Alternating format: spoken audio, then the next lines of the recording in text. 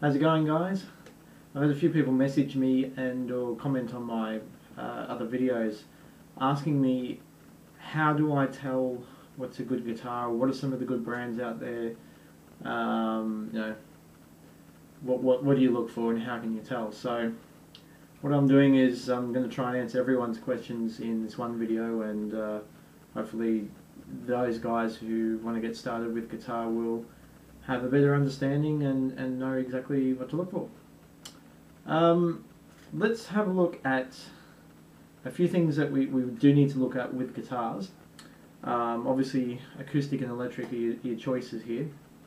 Most people starting out with guitar will look at an acoustic first off. However, electrics are quite affordable, very compact. Benefits are, of course, you can put headphones on and that sort of thing. So it's not uncommon for people to start with an electric, but there are disadvantages there as well.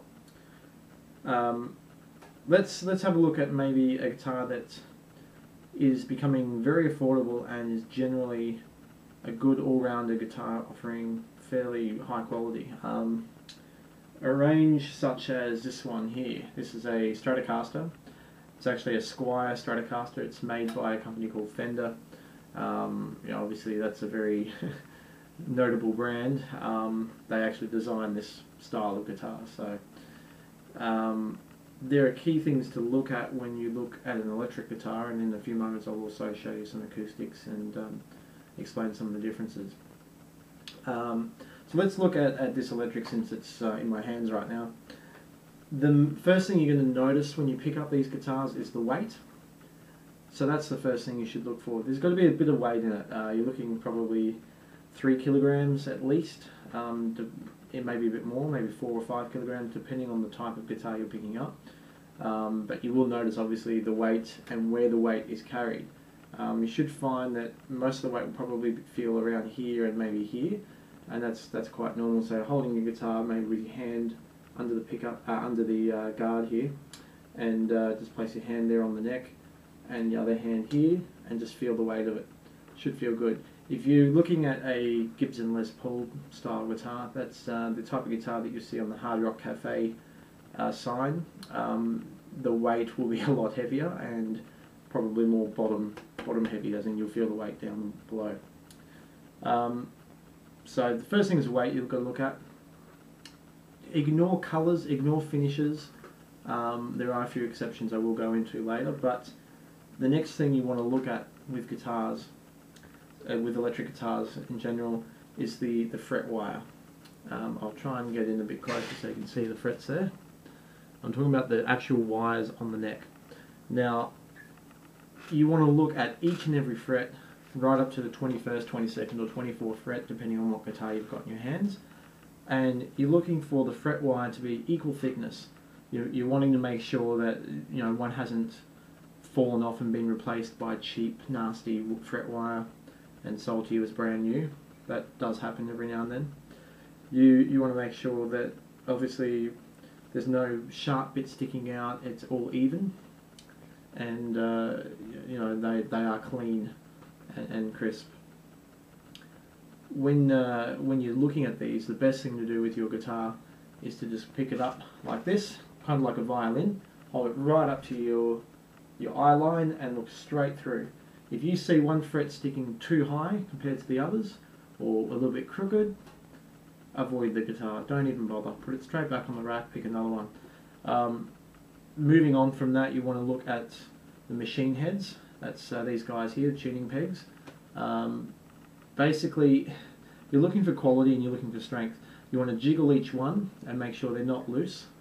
And you want to make sure that the tension from behind the nut, which is this white thing here, you want to make sure that each string has tension on it. If it doesn't have tension, if it wiggles inside the holders here that are pinning these down, be cautious. Probably best to avoid that guitar as well.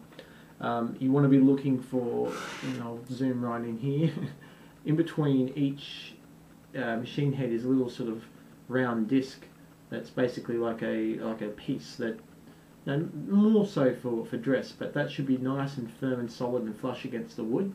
If it's not, avoid that guitar, because it's going to cause dramas, and those machine heads will possibly just go twang and fly out, and it's not fun having to replace one. You end up buying them in a pack of 6. So the other thing on the back of these, you want to be looking at the screws that are placing these down. If one screw is loose, raised, jagged, has sharp pointy bits, or just looks cheap, or even plasticky, avoid it. You'll notice the material that these machine heads are made out of are going to be paramount when you're picking your guitar. I do have, although it's buried underneath something and I can't be bothered getting it, a really cheap copy of this style of guitar, which has machine heads that are not steel, but they're chrome coated, but they're the kind of material that coins are made out of.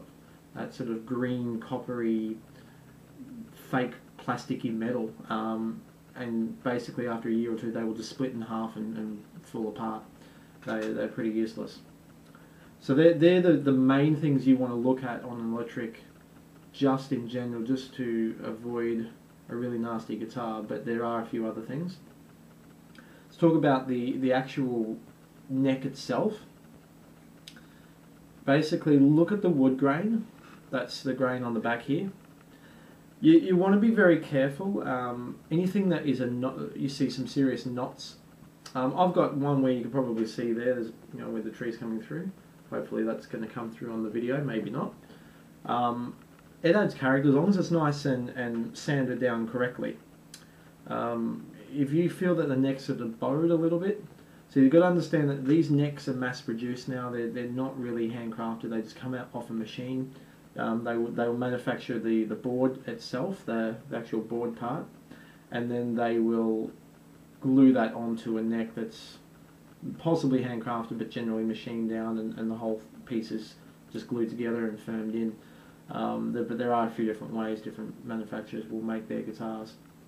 So the other thing to look at is basically how straight it is, and again you can do that to look at the straightness, and you can also turn around and just look at it that way as well. Probably hold it just a little bit lower and have a look there.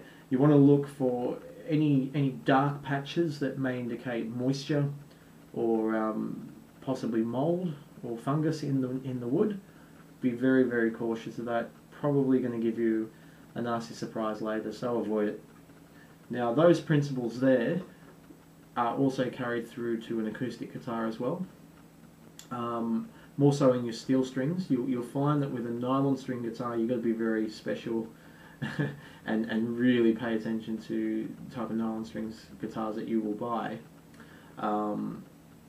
because of the fact that obviously you've got your student guitars and then you've got your really expensive $500, $600 and up professional nylon string guitars. So one last thing to cap off the electric, and that's just the electronics and the bridge.